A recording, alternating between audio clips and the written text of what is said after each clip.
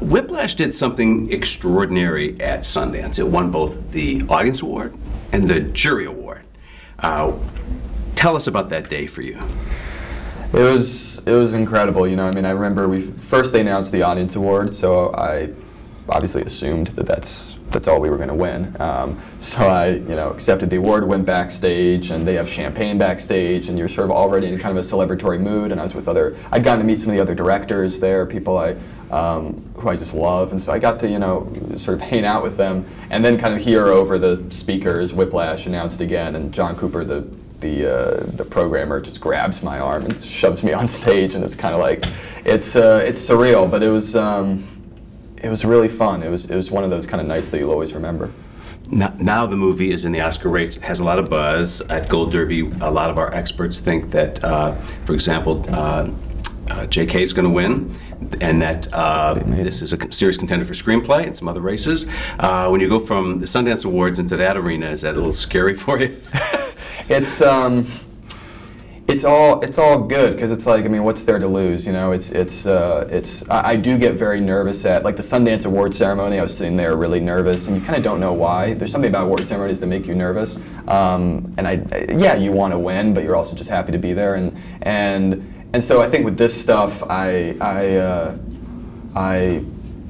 just so thankful that, like, I hope it doesn't sound disingenuous, but I'm just so thankful that the movie's getting this kind of attention at all. It was a movie that was hard to convince people on the page that that anyone in the world would want to see it. A movie about a jazz drummer. It seems like a really small and accessible world, and, so it's like, I was happy to get into Sundance, let alone the stuff that's followed. So it's been great.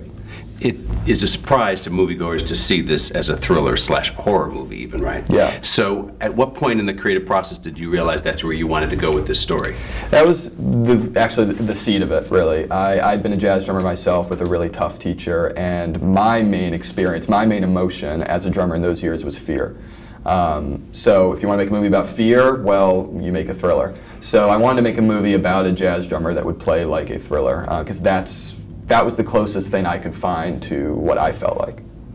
And what kind of reactions do you get from people when they see it? Because it's a surprise to all of us who watch it, and they go, wow! And then the finale, that second hour just keeps building and building, right, and building and building till it comes to this big wow. It's been amazing sort of, traveling with the movie at festivals and kind of seeing the responses, and certainly they've been kind of better than I ever could have dreamed, But it's also really interesting, like, talking with people afterwards about, there's this whole moral question in the movie for me about whether we accept this kind of behavior in the name of quote-unquote greatness, and what does greatness even mean, and can't you be great at something without being a horrible human being, and, like, at what point does greatness justify losing your humanity, and all these kind of questions that I want to kind of pose through the movie. And so that's really been rewarding to me, to, like, have those conversations with people, or notice that those conversations are taking place. I want this movie to start discussion. The real perverted twist in this film, too, is that Andrew, as he's being more and more brutalized, is getting off on it. Right. At a key point in this movie, without spoiling any plot points, he's just going for the ride. Yeah. And so, I mean, that's what makes it kind of fun. It is a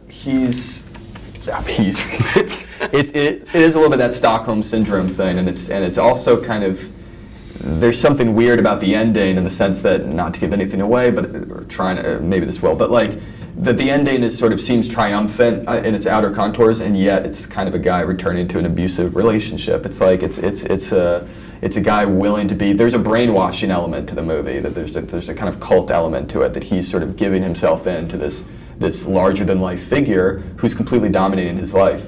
But that's what's interesting, is especially that kind of relationship between musician and conductor and student and teacher. When I was drumming, I had total stage fright, but it wasn't stage fright about the audience. I did not care. We would play shows. We opened the JVC Jazz Festival one year. Like, we would play shows with, like, hundreds of people in the audience. I couldn't care less. All I cared about was this one guy on the stage, this conductor, and what he thought of me. And he alone terrified me more than thousands of people ever could. So that kind of relationship is really just counterintuitive and weird and interesting, I think.